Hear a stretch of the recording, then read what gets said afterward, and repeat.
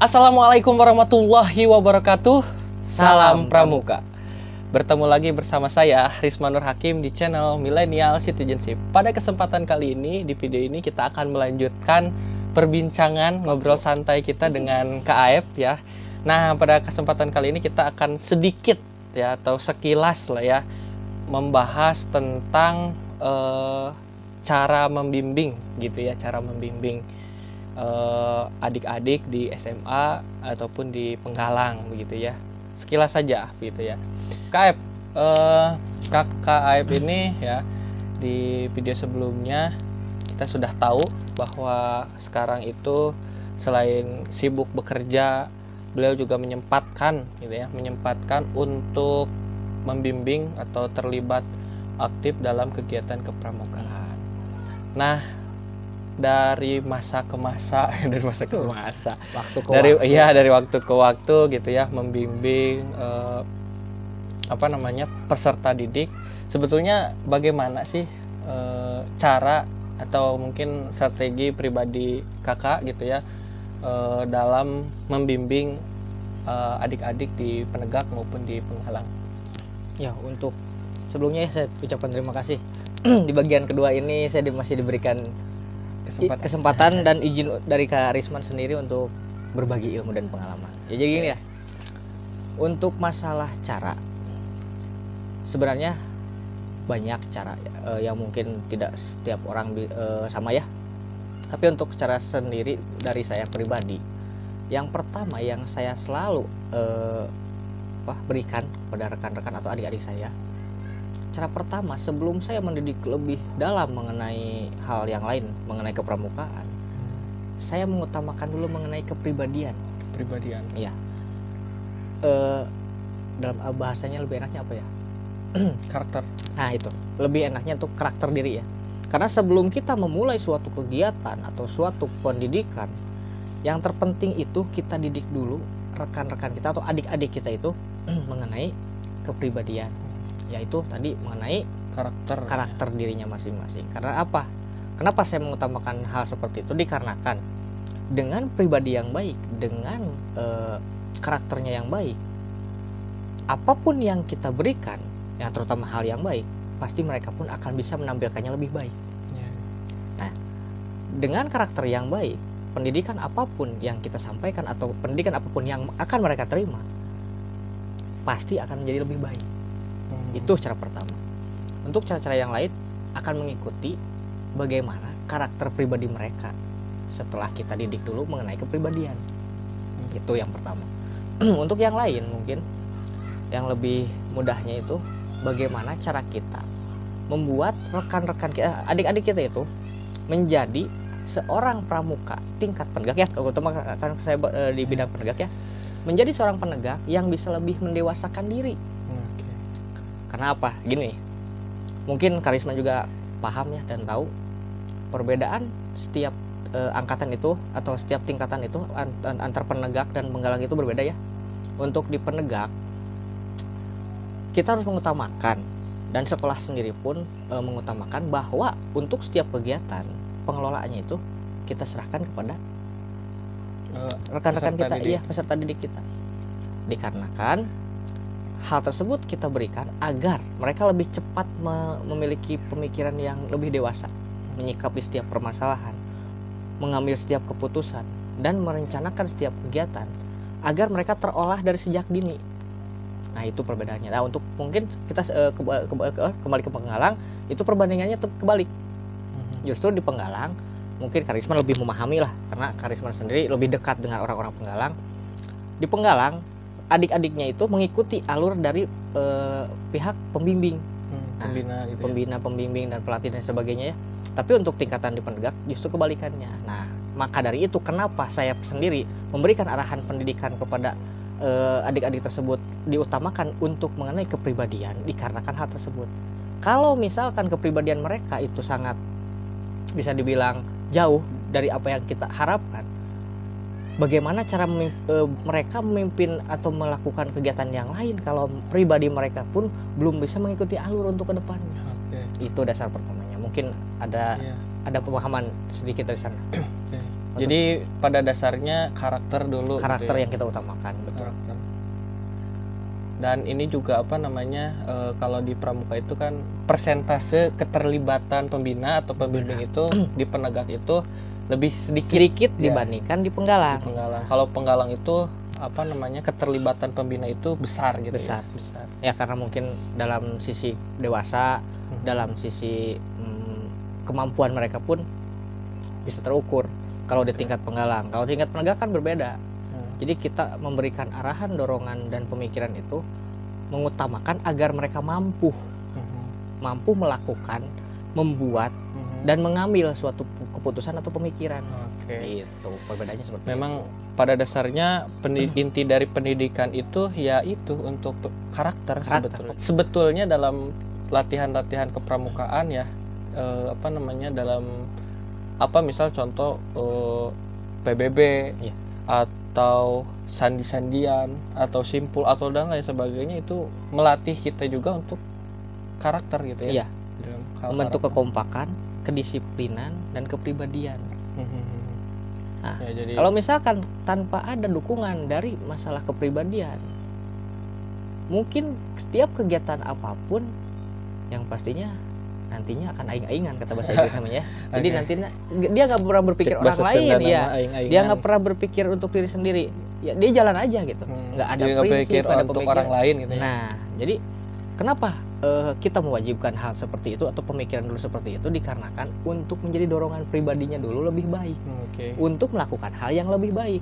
Nah, itu. Oke, siap, mantap ya, itu jadi dasar dari bagaimana KAF melakukan apa namanya, pembimbingan atau pembinaan atau apa namanya, secara dasar dalam latihan gitu ya, dalam latihan atau dalam kegiatan kepramukaan. Nah, ya kalau kita berbicara ini mah ya, cara apa namanya, membimbing dari pengetesan SKU, pengetesan SKK itu saya nggak jamin beres satu minggu. Sangat panjang sekali yang mungkin bisa diceritakan. Jadi kalau kita ngambil dasarnya itulah ya. Itu patokan pertama. Kalau rumah itu adalah pondasinya. Pondasi. Nah, itu kalau pendidikan pun pondasinya seperti itu. Oke. Kita pengen tahu nih, KAF bagaimana, ada nggak sih ya selama KAF membimbing gitu ya, selama KAF membantu pembina, selama KAF berkecimpung dalam kegiatan kepramukaan, hal yang paling berkesan terutama yang membimbing ya? Berkesan ada beberapa ya, tapi yang paling saya pikirkan sampai sekarang berkesan gini. Ini cerita ini bercerita mengenai yang sudah saya rasakan dan yang dulu pernah benar-benar, bukan hanya saya yang merasakan, tapi adik-adik saya pun yang saya bimbing merasakan. Gini, ada suatu kegiatan, saya nggak bisa sebutkan ya tempatnya, saya juga lupa. Terus adik-adik saya datang ke saya 1 minggu sebelum kegiatan. Mereka minta izin, KAF boleh minta tolong bantuannya untuk mendamping untuk segi ilmu dan pengetahuan juga pengalaman mengikuti sebuah kegiatan, yaitu perlombaan. Saya bukan ragu sama adik-adik, bukan. Yang saya ragukan perizinan. Itu dikarenakan waktunya terlalu sempit. 1 minggu sebelum kegiatannya dimulai, izinnya pun kita belum buat. Itu hanya sebagai rencana dari seorang pemimpin lah. Mereka Pradana Putra dan Putri. Mereka datang ke saya ngobrol. Akhirnya ya meskipun saya juga ada bingungnya mengenai perizinan, saya yakinkan aja saya siap membantu mereka. Bagaimanapun dan apapun yang saya mampu, saya akan bantu. Nah, kemudian kita bagi tugas ke rekan-rekan, ada adik-adik yang bertanggung jawab mengenai pembuatan surat izin dan sebagainya. Mereka langsung merencanakan semuanya, dan kita pun membagi tugas lagi untuk persiapan untuk kegiatannya ya. Tapi kita pun belum bisa langsung terjun memulai latihan, belum, dikarenakan kita bisa latihan setelah ada perizinan. Akhirnya perizinan pun turun 2 hari sebelum ya, 3 hari sebelum pelaksanaan. Otomatis kan kita punya waktu 3 hari nih untuk persiapan fisik, mental, dan materi dan sebagainya untuk mengikuti perlombaan. Saya tidak pernah mengeluh, tapi di sana saya berpikir saya kasihan sama mereka gitu. mereka 3 hari dituntut menerima semua ilmu yang harus mereka bawa untuk mengikuti perlombaan. Mereka dituntut mampu 3 hari menerima semuanya dan menyimpan semuanya, dan juga harus menghasilkan sesuatu hal yang benar-benar membuat mereka bangga. Saya kasih apapun yang saya punya, saya miliki, saya pernah menjadi pengalaman, saya berikan sama mereka untuk menjadi bekal untuk perlombaan. Dan yang lebih uniknya lagi, bukan unik ya, yang lebih membuat saya terlalu terngiang sampai sekarang gitu berkesan ya. sampai sekarang. Sangat berkesan gini. Ada satu teman saya, Rekan dalam membimbing. ya itu rekan membimbing saya, senior juga sama satu angkatan sama saya. Dia pun juga selalu ikut aktif berpartisipasi dalam pramuka. Kedudukannya lebih tinggi dari saya di bidang kepramukaan. Iya. Di bidang Karena kepramukaan. dia Waktu itu memegang di tingkat tingkat atas ya. Kalau saya DKR itulah intinya gitu. Kalau dia lebih. Nah, dia lebih gitu. Pastilah paham ya, mungkin semuanya paham. Nah, teman saya itu atau rekan saya itu gini ngomongnya. Kalau saya ngomongnya aslinya sih, kalau ngomong aslinya pakai bahasa saya, mungkin rekan-rekan pada lari ya. Tapi yang gini ya simpelnya. Kamu saya izinkan ikut lomba dengan satu catatan. Kamu pulang mesti juara. Kalau kamu nggak dapet juara, kamu nggak usah lihat wajah saya lagi. Nah, itu bahasa enaknya ya, bahasa enaknya. Kalau bahasanya yang aslinya takutnya rekan-rekan pada lari semua. Kalau bahasa kita sehari-hari ya begitu. Ya, begitulah pokoknya intinya gitu ya. Saya juga ini saya ketawa gitu. Saya dengarnya ketawa. Saya nggak pernah merasa apa-apa ya, saya ketawa. Tapi yang saya kasihan lihat rekan-rekan lihat adik-adik itu yang mau ikut lomba. Ada sebagian pihak yang merasakan itu sebagai motivasi, dan ada juga sebagian pihak yang merasa down gitu karena tekanan sendiri itu dari seorang senior lah, seorang pembimbing juga mengatakan hal seperti itu. Kemudian saya balik sama sama adik-adik saya yang mau ikut lomba gini, saya ngomong, jangan jadikan ucapan atau bahasa dari rekan saya itu suatu sakit hati buat kalian, tapi jadikanlah motivasi buat kalian. Karena dia itu bukan berpikiran buruk atau bukan memburukan buat kalian, tapi itu memberikan arahan agar kalian lebih keras lagi berpikir di suatu kegiatan. Ingat ya. Ya akhirnya nerima tidak nerima, mungkin mereka pun bisa nerima. Nah, keesokan harinya mereka berangkat. Saya pun ikut, saya mendamping mereka dari pagi sampai beres kegiatannya. Saya hanya bisa berdoa. Mudah-mudahan apa yang sudah saya sampaikan, sudah saya berikan, menjadi suatu hal yang bermanfaat di kegiatan tersebut, dan mudah-mudahan juga yang mereka usahakan dan yang mereka kerja keraskan di sebelumnya akan menjadi berbuah hasil bagi mereka. Dan tiba waktunya sore hari, tanpa kita juga berpikir akan seperti itu, ya pokoknya intinya kita nggak cuma dapat satu, dan kita pun mendapatkan prestasi lah ya, yang semua orang pun pengen gitu. Semua orang pun ingin gitu. Ya mungkin paham yang lah. Ikut perlombaan itu gitu. Ya mungkin paham lah. Sanalah rekan saya pun ngacungin jempol, dan dia pun langsung mengklarifikasi dari yang ucapannya sebelumnya. Itu hanya sebagian kecil agar hati kalian itu teguh mengikuti kegiatan, bukan memburukan kalian. Itu pepatah mereka. Pepatah rekan saya, dan saya pun mengacungi jempol buat kalian. Semuanya beneran. Nah, mungkin untuk ini ya, mungkin apabila nanti teman saya nonton, saya paham pasti saya pasti ingat. Ya, pasti ingat lah ya, ini berkesan gitu. Ini sangat berkesan buat saya. Ya. Buat saya berkesan sebagai pendamping mereka yang melatih mereka gitu kan. Dan mungkin mereka pun merasa selalu ingat gitu apa yang disampaikan waktu itu, dan sampai berbuah hasil seperti apa. Karena saya juga sepertinya kenal ceritanya ya. Nah, mungkin Karisman bisa kenal karena mungkin Karisman lebih mendekati ke orang-orang yang sudah berjuang. Seperti itu ya mungkin ya. Oke, selain itu Kak, ini pengalaman mungkin yang sebelum pandemi ada ya. Ini sebelum pandemi ada. Tapi itu berarti tidak jauh lah ya. Tidak jauh. Itu lebih dari berkesan sih. Sebenarnya bukan masuk kategori berkesan sih. Sebenarnya masuk kategori yang ini ya nggak pantas lah itu buat diomongin, karena menjadi pelajaran. Nah, itu menjadi pelajaran gini. Setiap pandangan orang itu ya seharusnya bukan hal buruk yang dipandangkan, tapi hal baik atau mungkin setidaknya memberikan motivasi atau arahan yang baik. Nah, yang kita terima dan yang saya terima dan adik-adik saya terima itu sebuah pandangan bahwa kayak kita nggak pantas ikut, kayak kita ngapain lah ikut, dapat juga kagak. Perlombaan Nah, gitu ya. Itu ya dibilang sih nggak enak ya. Saya sendiri sebagai pendamping, sebagai pembimbing buat anak-anak kayak enak lah. Apalagi anak-anaknya sendiri yang langsung diburukan seperti itu. Jadi memburukannya itu seperti nggak anak-anak bisa apa-apa gitu, nggak mampu apa-apa. Nah, setelah itu lebih total lagi. Itu 3 hari sebelum kegiatan saya baru buat rencana sama 1 hari buat rencana perizinan, masuk, besoknya saya latihan, besoknya lagi 1 hari saya tidak hanya latihan, saya memberikan bimbingan dan arahan karena besoknya harus siap, nggak boleh terlalu lelah. Dan satu yang pesannya saya sampaikan sama rekan-rekan, kita buat apa yang kita dengarkan, apa yang dulu kita rasakan dari salah seorang yang tidak mempercayai apa yang kita buat hari ini, kita buktikan hari esok. Itu yang saya sampaikan. Jadi motivasi gitu ya. Jangan pikirkan apa-apa, lakukan apa yang kalian mampu dan kalian bisa. Bawa bekal yang kalian mampu, yang sudah kalian tempuh. Mudah-mudahan apa yang kalian perjuangkan hari ini menjadi perjuangan di hari depan dan mendapatkan hadiah yang kalian benar-benar banggakan. Semua berdoa, kita ambil hari esok dan alhamdulillah meraih prestasi.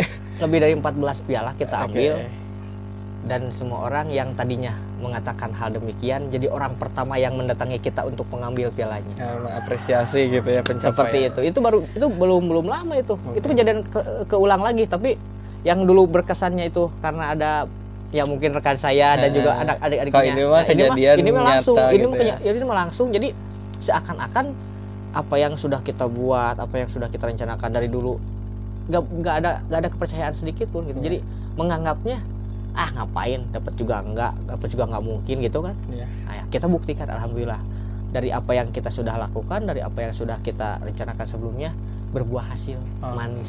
Mantap sekali. Jadi perlombaan itu adalah salah satu kegiatan gitu ya di Penegak. Tapi tidak seluruh di Penegak itu tidak semuanya kegiatannya perlombaan. Ada kegiatan perkemahan Murakarya, berbagai macam lah. Raimuna dan lain sebagainya. Nah, itu yang tadi diceritakan oleh Kak Aib itu momen-momen saat mengikuti perlombaan. Iya, karena kita juga, bukan kita, karena adik-adik di Penegak juga Karisman juga pernah mengikuti. Pernah Penegak ya. Pernah mengikuti banyak gitu ya jenis kegiatannya. Ya, memang pada dasarnya melatih kita untuk menjadi dewasa dan sikap-sikap kepemimpinan dalam mengelola suatu kegiatan, dalam mengelola persoalan, begitu ya. Nah, Kak Aib terakhir nih tentang pandemi ya. Karena saya ingat ketika pandemi awal-awal itu bulan Maret itu saya berencana. Ya sebelum ada kebijakan PSBB kalau dulu itu ya sedang melakukan survei untuk melakukan kegiatan prosesi pelantikan penegak Bantara ya, karena waktu itu juga saya sempat membimbing di salah satu SMK begitu ya, untuk pelantikan, bahkan gabungan dengan SMK lain gitu ya. Tapi karena pandemi gitu ya, awalnya nanti 2 minggu katanya ya, 2 minggu belajar di rumah, kemudian otomatis kegiatan di luar ruangan, kegiatan perkemahan atau kegiatan penjelajahan waktu itu ya, konsepnya penjelajahan 1 hari itu tidak bisa dilaksanakan, ditunda 2 minggu. Tapi akhirnya lebih dari 2 minggu sampai sekarang ya, sampai 1 tahun lebih.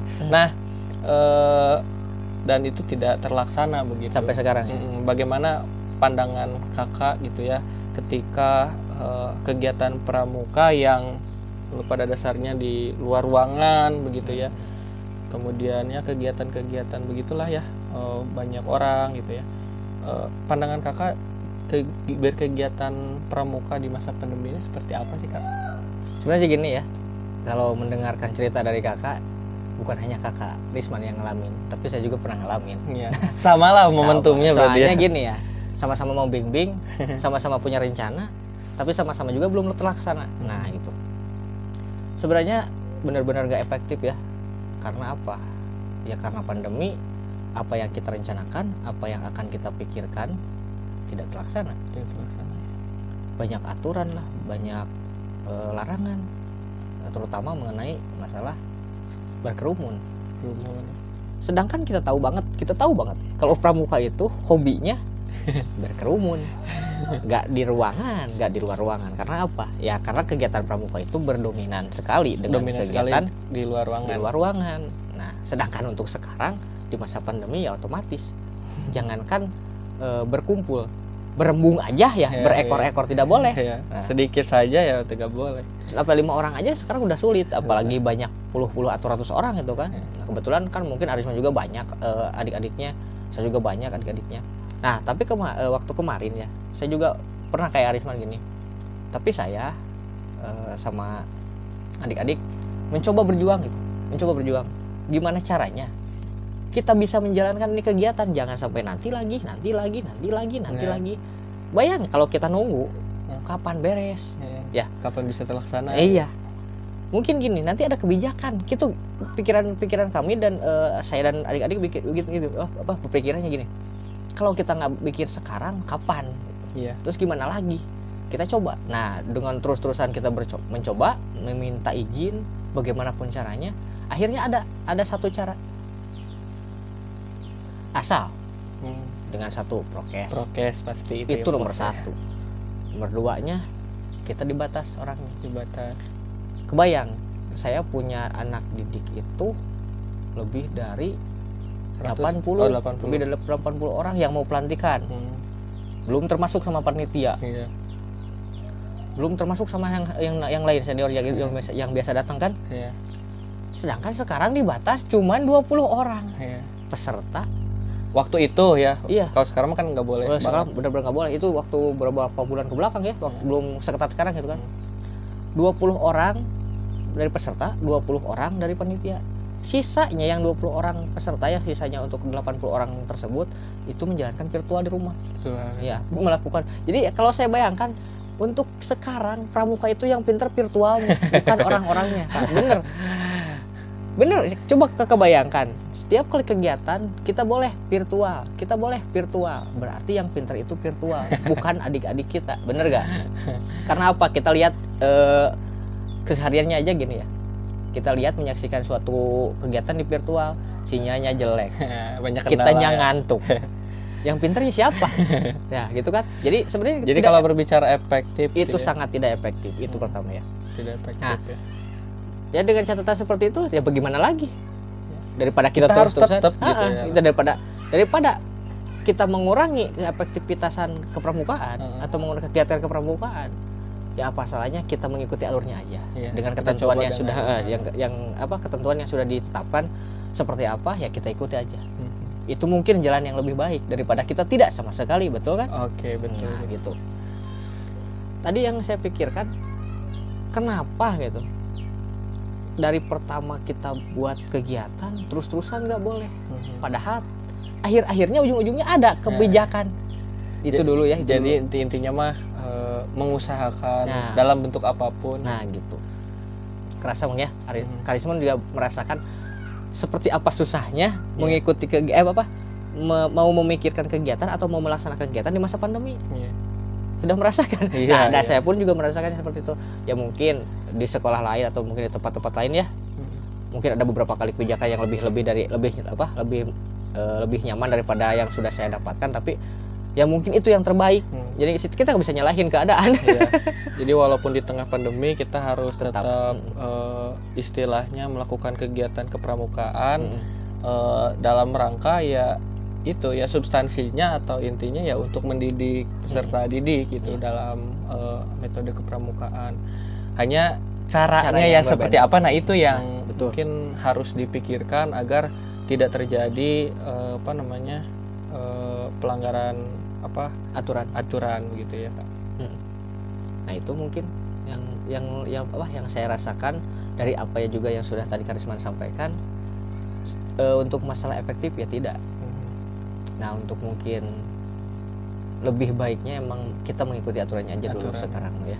Yang bagusnya gini nih, sekarang kan kebetulan masa pandemi ya, Nah, kalau saya nilai ini, Karisman benar-benar punya inspirasi yang bagus, punya ilmu yang bagus dengan channel YouTube ini nih. Nah, nanti kan rekan-rekan sendiri bisa lihat lah. Di dalamnya kita punya pendidikan. Di dalamnya kita punya pengalaman, kita punya informasi. Nah, itu bisa membantu buat adik-adik semua nih yang nanti nonton ya. Nah, jadi jangan lupa nih channelnya Arisman ya. Terima kasih Pokoknya, Kak. Jadi memang semoga begitu ya. Semoga apa yang kita lakukan ini bisa menjadi alternatif solusi. Bagaimana kegiatan kepramukaan di luar ruangan, kemudian berkerumun itu tidak boleh, tapi kita bisa menyampaikan apa yang kita alami, kita apa yang punya, miliki gitu ya, untuk dibagikan gitu dalam hal kepramukaan, agar kita juga jangan sampai lupa bahwa kita adalah anggota pramuka, dan kita juga harus bisa merasakan bagaimana kegiatan kepramukaan walaupun dengan cara yang berbeda, seperti konten YouTube, nonton konten YouTube gitu ya. Nah, satu lagi dari saya mungkin ya, kalau ada request mau menyampaikan materi apa gitu ya, yang insya Allah kita bisa, kita akan sampaikan. Tapi kalau misalkan kita tidak bisa dan ada orang yang lebih berkompeten, pasti kita juga akan bekerja sama begitu ya. Nah, terima kasih. Kirim pesan. Di komentar saja, di komentar gitu ya. Komentar sama Karisman, saya mau minta ini materi ini. Insya Allah kalau Karismannya bisa, KF juga nanti. Insya Allah juga kalau saya mampu dan bisa, insya Allah saya bantu ya. Oke. Itu saja mungkin KF. Terima kasih sekali untuk waktu, Sama-sama. pengalaman dan pengetahuan, informasi ya yang sudah diberikan dan meluangkan waktu untuk bersama di channel Millennial Citizenship. Tunggu saja. Sebelumnya minta maaf nih kalau ada kesalahkataan ya. Kalau misalkan ada salah kata dari hal semuanya dalam apa yang tadi saya sampaikan, saya minta maaf ya sama semuanya ya, termasuk sama Karisman. Ya. Sama-sama Kak, saya juga minta maaf apabila ada tadi salah kata. Baik, itu saja untuk konten kali ini ya. Jangan lupa klik tombol subscribe, klik like, dan juga silahkan tinggalkan komentar gitu ya untuk menambah kemajuan ya. Itu juga untuk kemajuan channel Karisman Millennial Citizenship. Jadi silahkan kalau misalkan Kak ini channelnya harusnya gini, kontennya gini ya, boleh di komentar. Kami sangat terbuka dengan komentar atau kritik yang membangun. Oke. Terima kasih KF sekali lagi ya. Sampai jumpa di video berikutnya ya. Nanti kita ketemu lagi ya. Insya Allah ya. Terima kasih untuk kakak-kakak atau adik-adik yang telah menyaksikan konten ini. Semoga bermanfaat. Apabila bermanfaat, silahkan share ke teman-temannya, ke rekan-rekannya. Itulah untuk video pada kesempatan kali ini. Wassalamualaikum warahmatullahi wabarakatuh. Salam Pramuka.